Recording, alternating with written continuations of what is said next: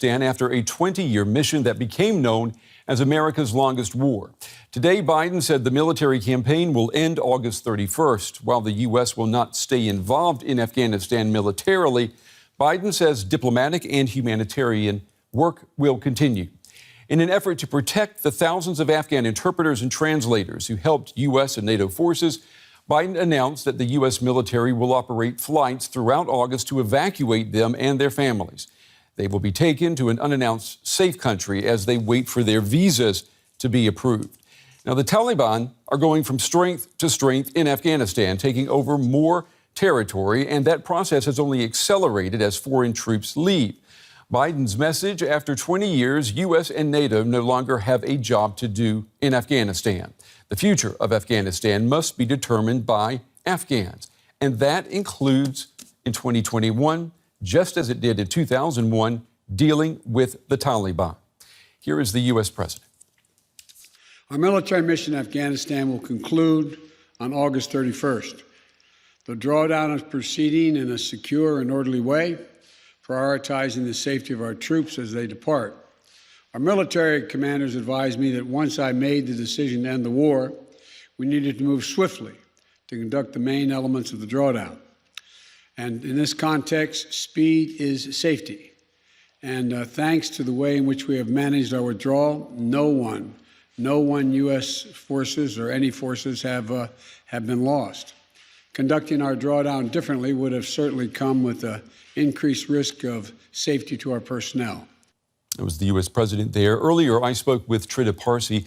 He's Executive Vice President at the Quincy Institute for Responsible Statecraft. He is an authority on geopolitics from Iran to Saudi Arabia to Afghanistan. And I asked him if there is any positive news in this announcement, given that the Taliban is resurging in Afghanistan.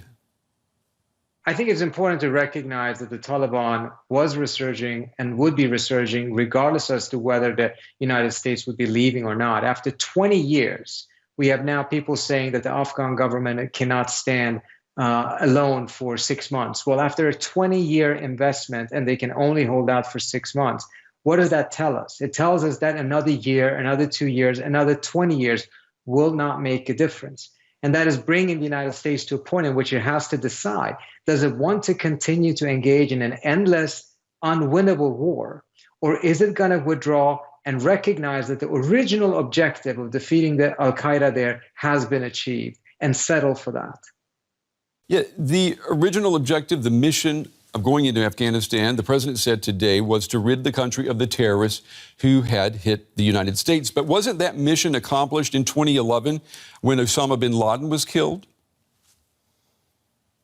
I think in general, had it just been an objective to go after the Taliban and al-Qaeda there, it would have been achieved much earlier, perhaps even earlier than 2011, mindful of the fact that bin Laden was killed in Pakistan, not in Afghanistan.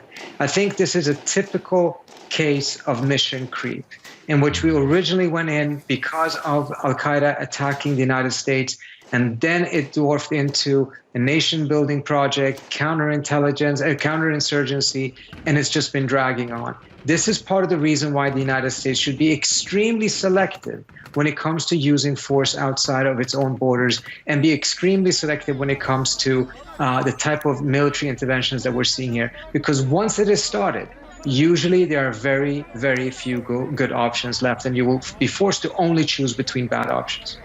I heard one U.S. lawmaker today say that this war would have turned out much differently had there not been the invasion of Iraq 2 years after the start of the war in Afghanistan. And this congressman said that what happened is you had the U.S. trying to focus on two wars. Neither of them got complete attention, and you see that mission creep began, as you just said. Is the failure in Afghanistan, if you want to call it that, does it have something to do with Iraq?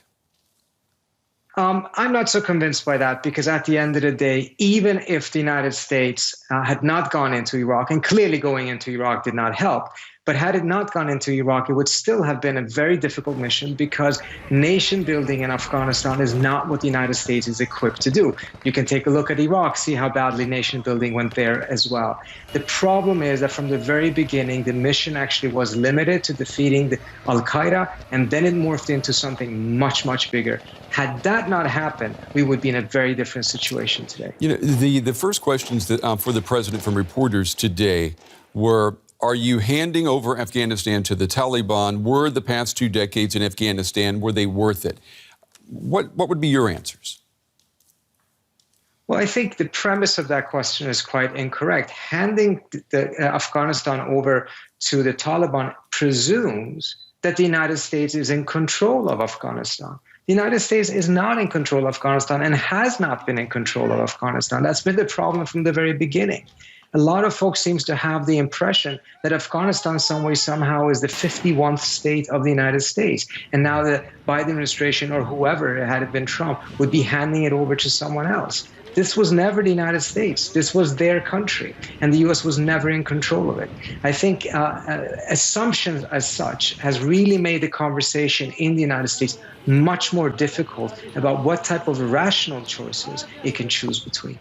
And moving forward, what will you tell the administration? What should we expect in the next year in Afghanistan, the government with the Taliban? And, of course, there's the role of Pakistan and even the role of China to consider.